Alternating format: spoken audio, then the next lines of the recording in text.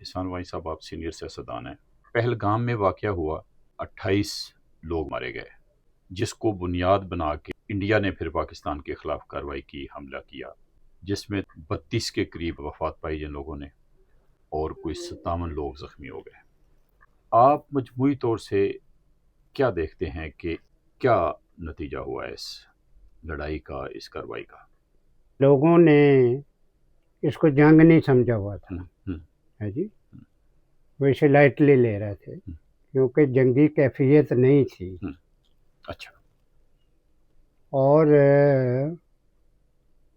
2 हफ्ते गुजर गए वो पहलगाम मारने वाले दहशतगर्द से। तो चूंकि इंडिया का प्राइम मिनिस्टर, उनका ये ख्याल था कि चूंकि पाकिस्तान की नॉन स्टेट ऑर्गेनाइजेशन का माजी ये है कि वो दहशतगर्दी के मामलात करते हैं, तो उन्होंने सीधा और बड़े शॉर्ट पीरियड में 10 दिन के अंदर अंदर FIR करा दी पाकिस्तान पर। हालांकि जहां मुझे वाकया हुआ था, पाकिस्तान के कश्मीर के बॉर्डर का फासला 2.5-3 किलोमीटर था। अगर दहशतगर्द भी वहां जाते तो वक्त लगता, लेकिन उनका ख्याल था कि ये चूंकि इनका माजी यही है तो ये इन्होंने ही किया है। तो उन्होंने डायरेक्ट इल्ज़ाम लगाया और उनके मीडिया ने और स्वाई कांग्रेस के वहाँ दूसरी सियासी पार्टियां जंग करने लग पड़ी कि पाकिस्तान पर हमला करो। अगर दोनों तरफ से किसी ने सेंसेबल होने का सबूत दिया, उधर से कांग्रेस थी और इधर से पाकिस्तान से शहबाज शरीफ से और उनके बड़े भाई मियां नवाज शरीफ से। उधर से वो चाहते थे जंग न हो, इधर से ये चाहते थे जंग न हो, क्योंकि ये तो चूंकि प्राइम मिनिस्टर थे, कोलिशन गवर्नमेंट थी, ये बरमला नहीं कहते थे, लेकिन इन्होंने कोशिश की, मियां साहब शहबाज शरीफ ने, सारी दुनिया में इसने अप्रोच किया, हर मुल्क को अप्रोच किया। आप हैरान होंगे कि एक वजीर आज़म हर मुल्क के वजीर आज़म को, सदर को ये कह रहा है कि भाई इंडिया को समझाओ कि ये जंग जो है ये मुल्कों को तबाह कर देगी, उन्हें रोको कि ये हमला ना करें। इसमें मैं ये समझता हूँ मियाँ साहब कि ये बड़ा क्रेडिट है मुसलमान होने की हैसियत से और प्राइम मिनिस्टर होने की हैसियत से, और जिसके वजीर ऐसे वजीर के जो हर वक्त एटमी ताकत और बार बार वार्न कर रहे थे इंडिया को कि अगर हमला हुआ तो फिर हम भी एटमी ताकत है। वो बरमला कह रहे थे, तारर साहब दूसरे कि जी हम फिर एटम को यूज करेंगे। इस किस्म का मेरा मतलब माहौल पैदा हो चुका हुआ था मियां साहब। वहाँ भारत में मोदी इलेक्शन लड़ रहा है, उसका भी मसला था कि मेरी इज्जत का मामला है कि जी मैंने अपने 27-28 उसके जो शहरी थे हैं, उनका खून ऐसे रहेगा जाने दो। वो नहीं चाहते थे, वो कहते थे मैंने हमला करना है। और फौज का मैं आपको बात बताऊं कि पाकिस्तान की टोटल आर्मी 7 लाख है और उन्होंने सिर्फ कश्मीर पे 9 लाख फौज रखी हुई है। हमें ये भी देखना चाहिए मियाँ साहब, हम जज्बाती हुए रहते हैं कि हम 25 करोड़ की आबादी हैं और वो 1 अरब तकरीबन 50 करोड़ की आबादी हैं। वैसे ही उनके वसाइल थे, वैसे ही उनकी फौज थी, वैसे ही उनके मामला थे। तो मियाँ साहब ना जंग सीरियसली वो करना चाह रहे थे और ना ये करना, इनमें बाकी तो करना चाह रहे थे, लेकिन ये जो 2 नाम मैंने लिए हैं, मियां नवाज शरीफ और शहबाज शरीफ, इनकी इंतहाई कोशिश थी कि ये जंग ना हो। तो मियां साहब हुआ फिर ये कि उन्होंने ये जो मिसाइल मारे गए पाकिस्तान पर हैं जी, और ये तो साबित उस वक्त नहीं हुआ कि ये 28 लोग इन्होंने मारे हैं, लेकिन ये बात तो सारी दुनिया में साबित हो गई ना कि मिसाइल इंडिया ने पाकिस्तान पे मारे रात के 1 बजे है जी। हाँ, मैं पॉलिटिकल वर्कर के तौर पे ये नॉन स्टेट ऑर्गेनाइजेशन के मुतल्लिक ये कहता रहा इन्हें रोको, इन्हें रोको। ये दहशतगर्दी के नतीजे में ये जंग का बाइस बन रहे हैं मियाँ साहब, इन्होंने नहीं ख्याल किया, उसी के नतीजे में ये कुछ हुआ। आप इस पहलू को किस तरह से देखते हैं कि इंडिया ने पाकिस्तान में हमला किया और 31-32 लोग भी मारे गए, लेकिन इंडिया ने खास टारगेट्स जो उनके ख्याल में, उनके मुताबिक जो दहशतगर्दों के मराकज़ थे, जहाँ पे मजहबी इंतहा पसंदी की तालीम दी जाती थी और एक्सरसाइज होती थी, उन्होंने एक तरफ तो ये कि हमला भी किया, पहलगाम का जो इशू था उसको बुनियाद बना के, और दूसरी तरफ उन्होंने खास जो हदफ थे उनके, जो दहशतगर्दी के मराकज़ थे, उनको निशाना बनाया। इस पहलू को किस तरह से देखते हैं? ये साहब असल बात उनका एलिगेशन ही यही था कि भाई आप के जो नॉन स्टेट ऑर्गेनाइजेशन जिन्होंने पहले भी हमारे मुल्क में दहशतगर्दी की, इन्होंने ये की है, उसको यकीन था कि ये इन्होंने किया हुआ है जी, और उन्होंने इसलिए हमला उन्हीं ऑफिसेस पर और उन्हीं जगहों पर किया जहां उनके दफातर थे, जहां उनकी मस्जिदें थी, कहीं मुरीद के, कहीं इधर उधर, वहाँ किया उन्होंने। लेकिन मियाँ साहब इस बात को उन्होंने तो मिसाइल मारे हैं जी, मिसाइल मारने वाले को नहीं पता होता कि वहाँ पर लोग 30 हैं, 32 हैं, 100 हैं, कितने हैं।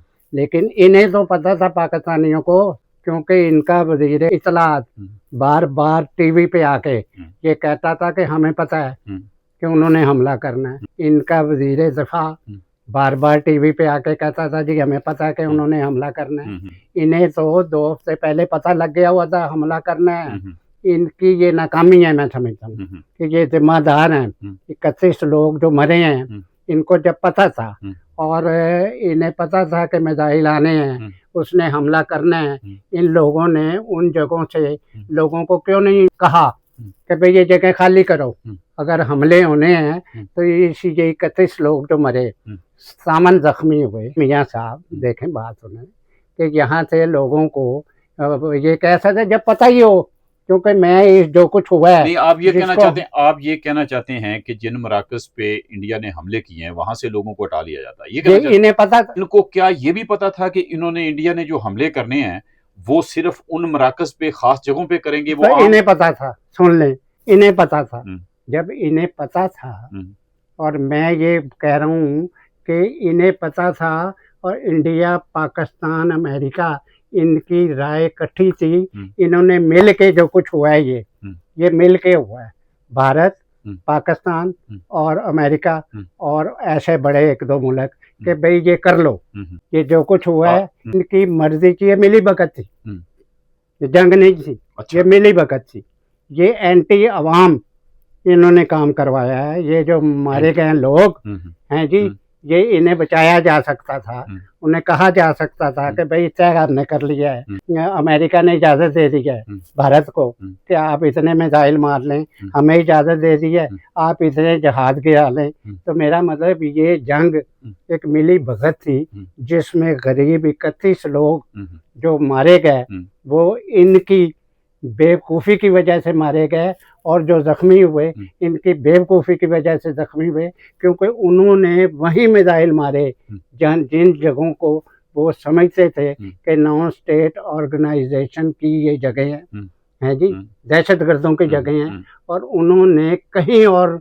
जगह पर, किसी शहर में हैं जी, और किसी अवामी जगह पर हैं जी, अगर मस्जिद इन्होंने लगाई हुई है कि मस्जिद में मिसाइल मार दिया। मस्जिद तो लश्कर तैयबा की थी, उन्हें पता था कि मस्जिद में ट्रेनिंग होती है, ये सारा कुछ उन्होंने मिसाइल मारा वहाँ पर।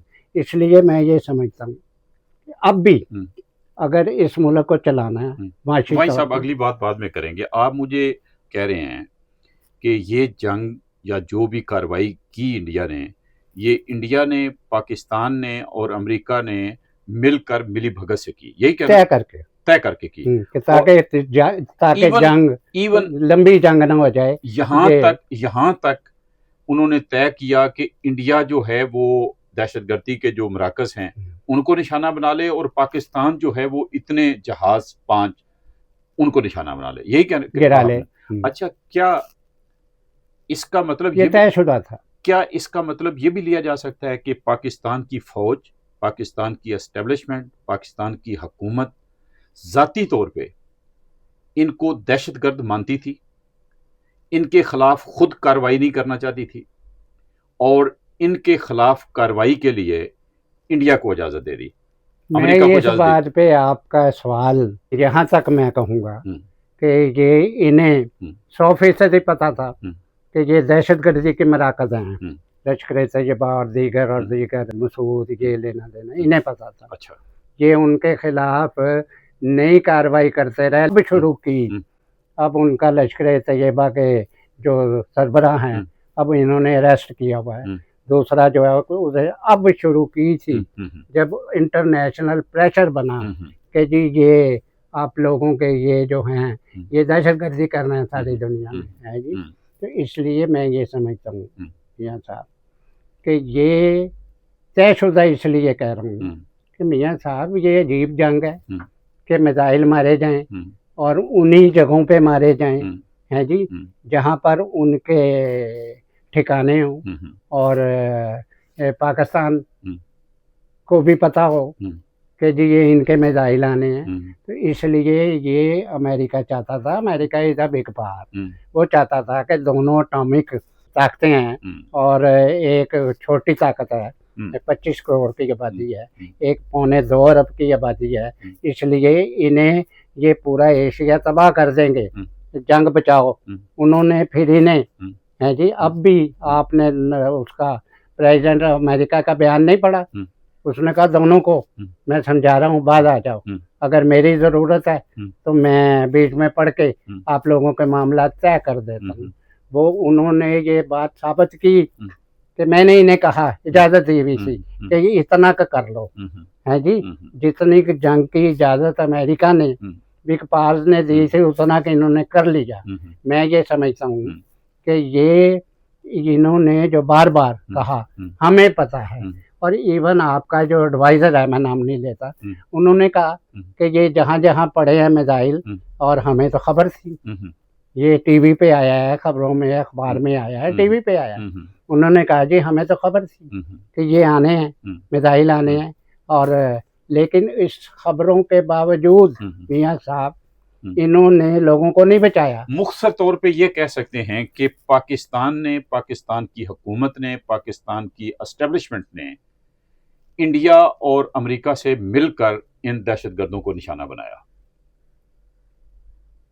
मैं ये नहीं कहता कि, मैं ये नहीं कहूँगा कि इन्होंने उनसे मिलके इंटेंशनली, लेकिन नताइज यही निकले मियाँ साहब कि अमेरिका, इंडिया, पाकिस्तान ने जो ये मिली भगत जंग की, जिसको जंग लगाया हुआ है जी, उस मिली भगत के नतीजे में जो दहशतगर्द तंजीमों के ठिकाने से, हैं जी, वहाँ पर मिसाइल गिरे, वहाँ सारा कुछ हुआ।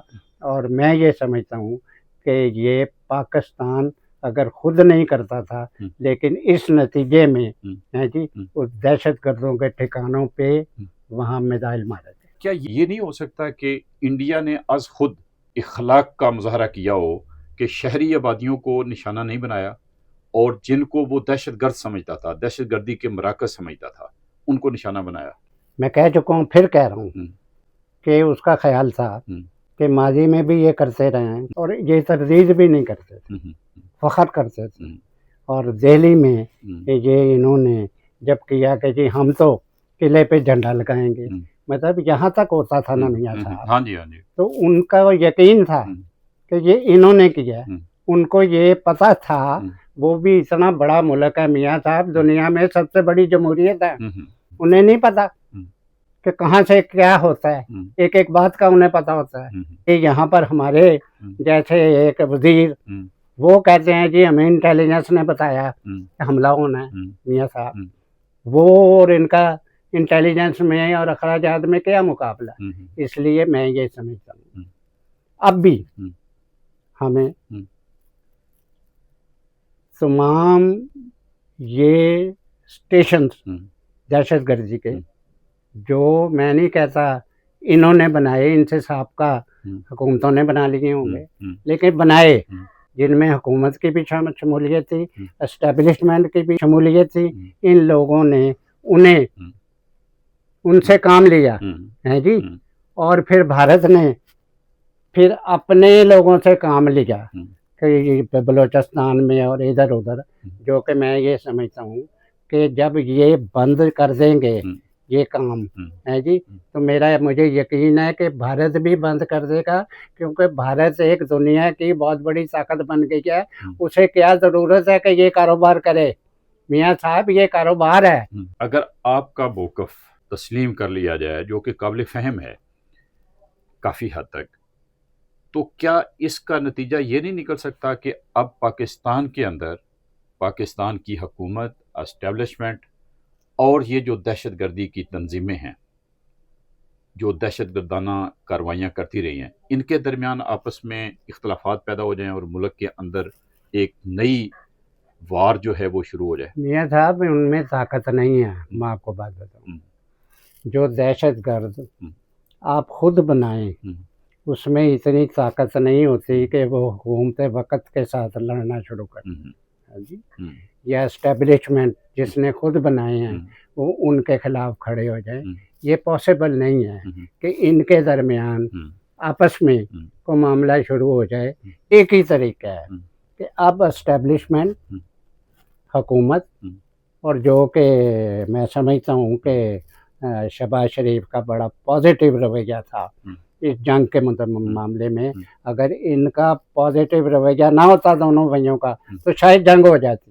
तो इसलिए मैं ये समझता हूँ कि इन्हें अब भी इससे निजात डाल लेनी चाहिए कि भाई ये जो तंजीमें हैं इनको ख़त्म करते हैं हम, और हो जाएंगी